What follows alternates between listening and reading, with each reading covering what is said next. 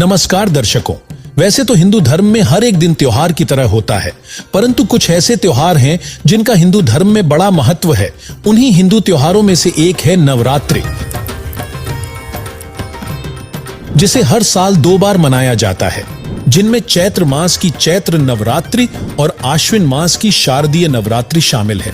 हिंदू मान्यताओं के अनुसार देवी दुर्गा को जगत जननी अर्थात सर्व सृष्टि की रचयिता माना जाता है और यही वजह है कि नवरात्रि के दौरान लोग लोक मान्यताओं अनुसार देवी दुर्गा से लाभ प्राप्ति के उद्देश्य को ध्यान में रखकर माता दुर्गा को प्रसन्न करने के लिए उनके 9 अलग अलग रूपों की पूजा करते हैं और 9 दिन व्रत उपवास रखते हैं। ऐसे में लोगों को यह जरूर जानना चाहिए, क्या नवरात्रि पर्व मनाने से दुर्गा जी को खुश किया जा सकता है?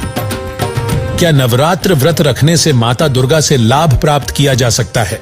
क्या नवरात्रि मानने का निर्देश किसी सदग्रंथ गीता वेद में दिया गया है? क्या देवी दुर्गा की पूजा करना शास्त्र सम्मत है? तो चलिए जानते हैं।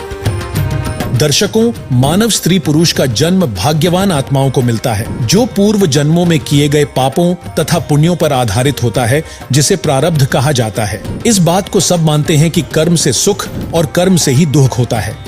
वहीं हिंदू धर्म का प्रत्येक व्यक्ति जिसकी आस्था परमात्मा में है, वह मानता है कि धार्मिक शास्त्र चारों वेद श्रीमद् भगवत गीता परमात्मा का बनाया संविधान है और हम सभी जानते हैं कि जो व्यक्ति संविधान का उल्लंघन करता है वह दंडित होता है, जिससे उसे न सुख प्राप्त होता है, न उसके कार्य सिद्ध होते हैं और न उसका मोक्ष होता है, जिसका प्रमाण हमें पवित्र गीता अध्याय 16 श्लोक 23-24 में मिलता है, जिसमें कहा गया है कि जो व्यक्ति शास्त्र विधि को त्याग कर अपनी मर्जी से मनमाना आचरण करता है, उसको न सुख की प्राप्ति होती है, न सिद्धि प्राप्त होती है तथा न उसको मोक्ष प्राप्त होता है।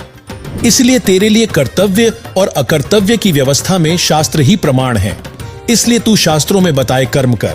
दर्शकों, प्रथम तो किसी भी प्रमाणित सदग्रंथ चारों वेद श्रीमद् भगवत गीता में नवरात्रि का उल्लेख नहीं मिलता, जिससे यह शास्त्र विरुद्ध मनमाना आचरण होने से व्यर्थ है। दूसरा गीता अध्याय 6 श्लोक 16 में कहा गया है, नात्यश्नतस्तु योगोऽस्ति न चैकान्तमनश्नतः न चाति स्वप्नशीलस्य जाग्रतो नैव चार्जुन।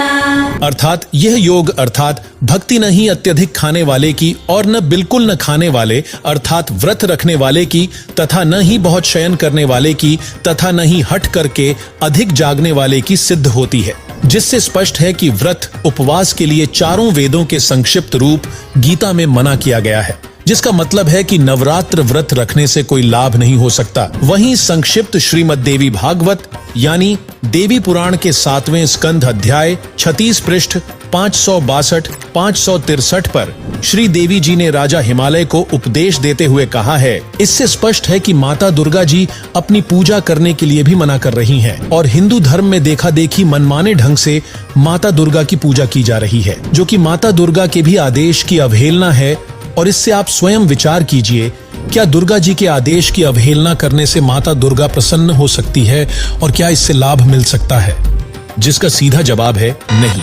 लेकिन आपके दिमाग में एक सवाल उठ रहा होगा, आखिर माता दुर्गा ने अपनी पूजा के लिए भी मना क्यों किया है? तो आपको बता दें, श्रीमद् देवी भागवत गीता प्रेस गोरखपुर से प्रकाशित के 3 स्कंध अध्याय 1 से 3 व 6 संक्षिप्त शिव पुराण रुद्र संहिता अध्याय 6 तथा श्रीमद् भगवत गीता अध्याय 14 श्लोक 3 से 5 मिलकर प्रमाणित करते हैं कि प्रकृति अर्थात माता दुर्गा के पतिकाल ब्रह्म सदाशिव हैं और श्रीमद् भगवत गीता अध्याय 8 श्लोक 16 में गीता ज्ञान दाता ब्रह्म काल ने स्वयं कहा है कि ब्रह्म लोक तक जितने भी प्राणी यानी देवी दुर्गा, ब्रह्मा, विष्णु, शिव, गणेश आदि तथा इनके लोक सभी पुनरावृत्ति यानी जन्म मृत्यु के दुष्चक्र में हैं। इससे यह सिद्ध होता है कि माता दुर्गा और ब्रह्म काल भी अविनाशी नहीं है। यही कारण है कि माता दुर्गा अपनी भी भक्ति करने के लिए मना कर रही हैं।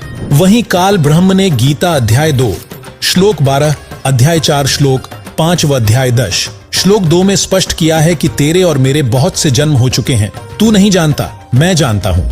अर्थात ब्रह्म काल भी जन्म मृत्यु के कष्ट से दुखी है।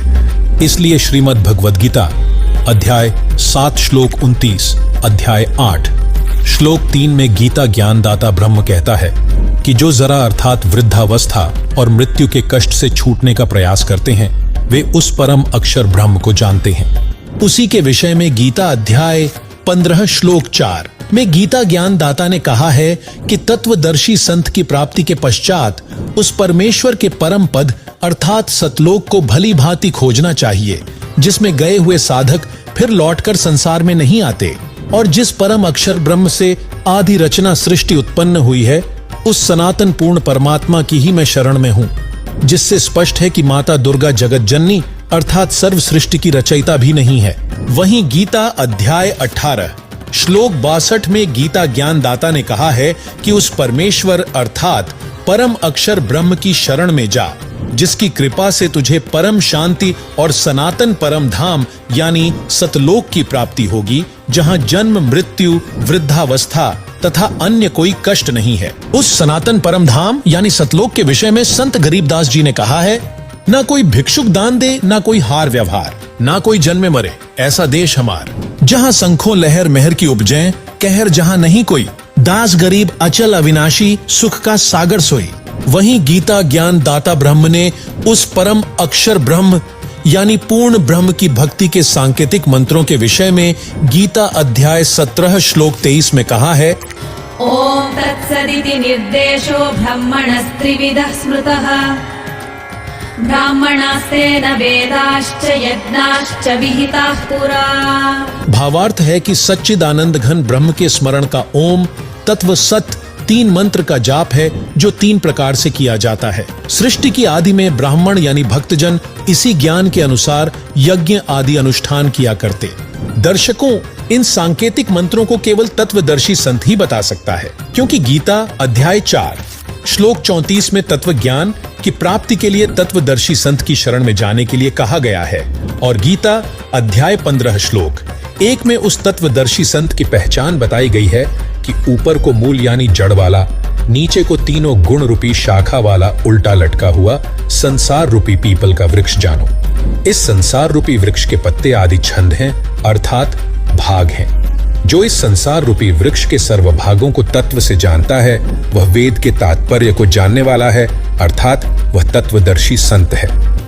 दर्शकों, मौजूदा वक्त में पृथ्वी पर पूर्ण तत्वदर्शी संत भी विद्यमान हैं, जो कोई नहीं बल्कि जगत गुरु तत्वदर्शी संत रामपाल जी महाराज जी हैं, जिन्होंने सभी सद्ग्रंथों और सूक्ष्म वेद से बताया है, कबीर अक्षर पुरुष एक पेड़ है, क्षर पुरुष वाकी डार, तीनों देवा शाखा है, पात रूप संसार। कबीर हमें अलख अल्लाह है, मूल रूप करतार, अनंत कोटि ब्रह्मांड का मैं ही सृजनहार। तथा सदग्रंथों के अनुसार संत रामपाल जी महाराज जी 3 बार में भक्ति क्रम को पूरा करते हैं। शुरुआत में यहाँ के 5 प्रधान देवता ब्रह्मा, विष्णु, शिव, देवी दुर्गा और गणेश के यथार्थ मंत्र देते हैं। दूसरी बार में ब्रह्म पर ब्रह्म का सतनाम तथा तीसरी बार में पूर्ण ब्रह्म का सार नाम प्रदान करते हैं, जिससे साधक को सर्व लाभ होते हैं, जिससे अंत में साधक को मोक्ष की प्राप्ति होगी। अतः आप सभी बिना समय गवाएं शास्त्र विरुद्ध मनमानी क्रियाओं को छोड़कर तत्वदर्शी संत रामपाल जी महाराज जी से नामोपदेश प्राप्त कर अपने मानव जीवन का कल्याण करवाएं। वहीं जगत गुरु तत्वदर्शी संत रामपाल जी महाराज जी द्वारा प्रदान किए जा रहे तत्व ज्ञान को जानने के लिए प्रतिदिन संत रामपाल जी महाराज YouTube चैनल देखें तथा संत रामपाल जी महाराज ऐप से पवित्र पुस्तक हिंदू साहेबान नहीं समझे गीता वेद पुराण को निःशुल्क डाउनलोड करके पढ़ें। धन्यवाद।